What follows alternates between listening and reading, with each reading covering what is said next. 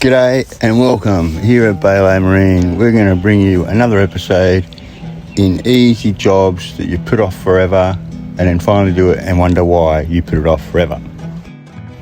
And in this week's episode, changing the spark plugs on a Yamaha 15 horsepower 2-stroke motor.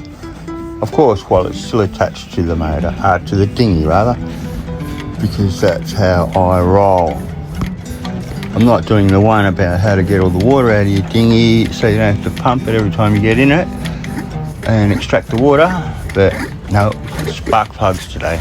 Thank you. Here it comes. Oh yeah, gushing, going, whoosh. Much better.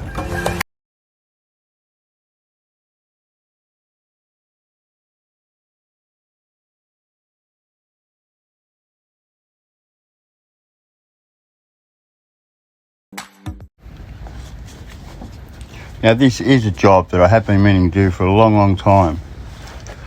It's changing the spark plugs. It's got to make a difference. The thing's starting to run a bit crook. So do that. So first of all, just make sure you get the correct spark plugs. They're all different. You can't just go down the servo and go, I'll have that one there and expect that to work. Grab your manual or Google the engine, find out exactly what spark plugs there are and get hold of them. I couldn't just walk into Repco or something. I had to order them down. Grab your socket set, take the cowling and all that off, of course.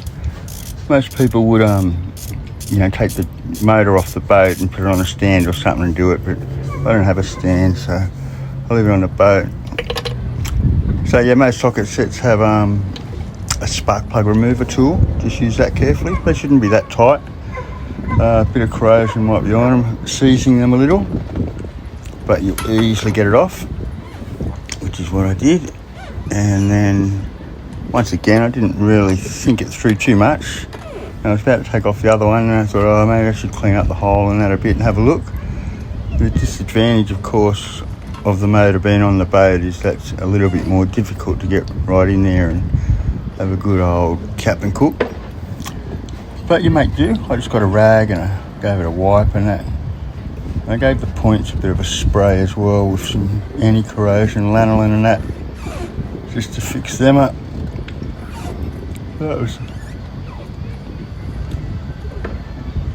So I'm down here in Blackwattle Bay because it's so calm. I really like coming down here.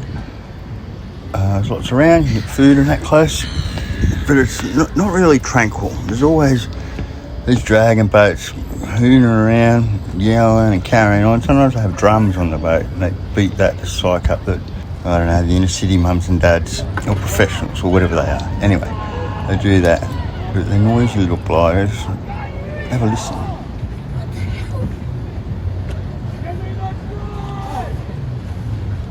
You can do better. We can all do better. And even though they've got quite a bit of the bay to row in, they tend to just try to skirt your boat, especially when you're asleep. They must know that. Anyway. Well, back to subject. I've taken the spark plug out, given the hole a bit of a clean, and I gave the plug and that a bit of a spray of some lanolin. And yeah, screwed the other one in and just screw it in finger tight and then just give it a bit of a schnick in with the with your socket set. So that looked good. Gave it a bit of a wipe around the place and pulled the other plug off. Quite difficult to get them off. I think that's the corrosion with it. But I managed to get it off, of course. So I gave that connecting plug, wire, lead, whatever you want to call it. I gave that a spray too, with my trusty lanolin. Between that and vinegar, they're my two go-to products. One cleans, one lubricates. For cool. So got the plug off, cleaned it up, of course. Using the spark plug remover, which they come in two sizes too, so just make sure you got the right size. This is the larger one. The small one must be for a little tiny plant or something, I don't know. Took that plug out. One thing to watch out for when you're doing it like I am is things can very easily fall into the water and you lose them. A little bit earlier than this, I was actually using a Dremel on the back step, and yeah, splash, down it goes. So yeah, be aware of that, you know, play stupid games, all that sort of thing. I'll give you a look at the two spark plugs and you can compare a new one and an old one. And that's pretty hard today. But we're still firing well. The actual gap is not too bad on it. Just the corrosion was getting to it, I think. But it did fire well.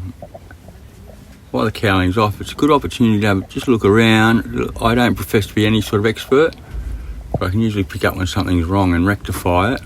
And it all looked pretty good under the cowling, which is remarkable considering it's in the environment it's in. And that is why Yamahas are considered the best outboards. As much as they are great engines, they do need a little bit of work. So I continue to give this one just a little bit of a clean and a spray here and there.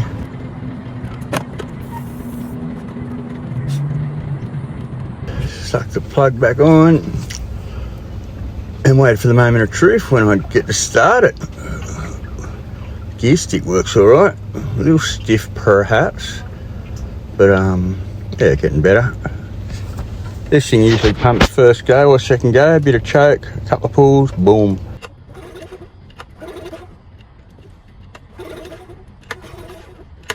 Boom, there you go. So I really want to look at the carburetor on this and perhaps the water pump. I don't know, I have a bit of an unnatural aversion to carbies and think there's some sort of, I don't know, black magic voodoo, but I've tinkered with them before. Usually I just spray them with something and hope for the best, and you know, this engine's always come good. But I'll look at the water pump, I'll give the carby a clean, and then I'll feel the engine serviced. So that's yeah, quick video about spark plugs. Very easy chore, but sure to prolong the life of your engine. As usual, subscribe, like, notify someone that you're watching this stuff. Watch out for these fish, they're evil. And have a great day. Baylay Marine, making the unknown known and the known forgotten and lost.